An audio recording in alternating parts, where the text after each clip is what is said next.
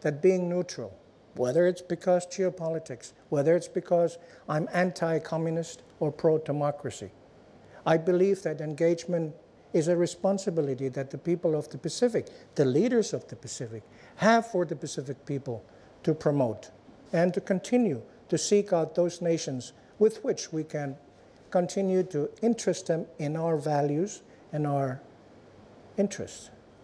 And with that, I'd like to take the rest of my time to thank the promoters of the organizers of this debate, and to thank the people of Vanuatu for allowing those of us who have traveled here to be here with you on this very important occasion. Thank you very much. The world is constantly moving. Whether it was 100 years ago, 50 years ago, 10 years ago, even till now, the world is constantly changing.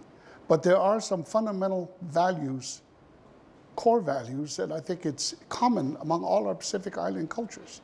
We want to live as a free people.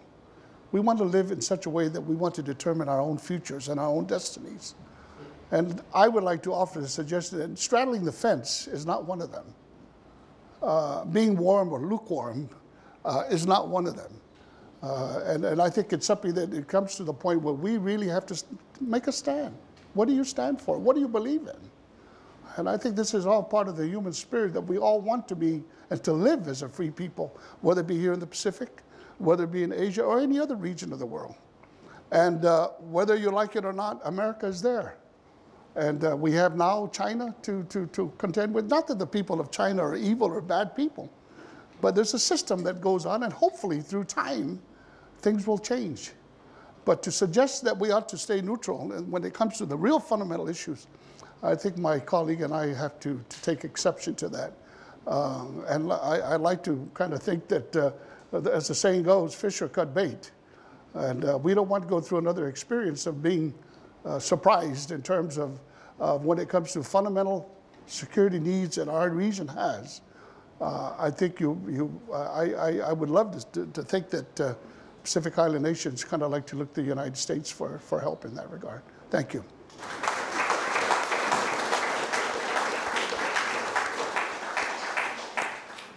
Thank you, and I would like to thank all the panelists for a very thought-provoking discussion.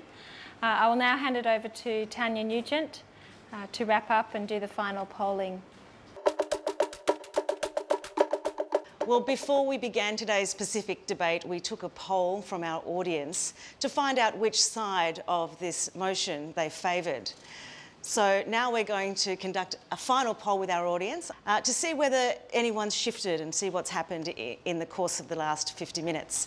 So, ladies and gentlemen, can I ask you to get your cards ready? Those for the motion, can you hold up a green card? And those against the motion, please hold up the red card. And can you just keep them raised in the air?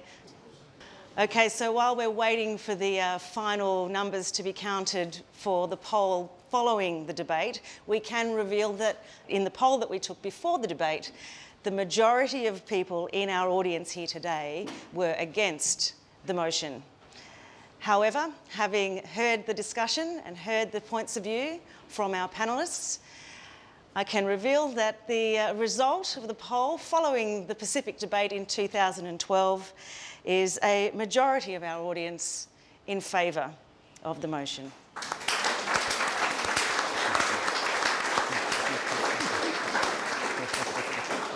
Well, it's certainly been an interesting hour, and to find out more and to continue this discussion, you can find us online at www.pacificdebate.com.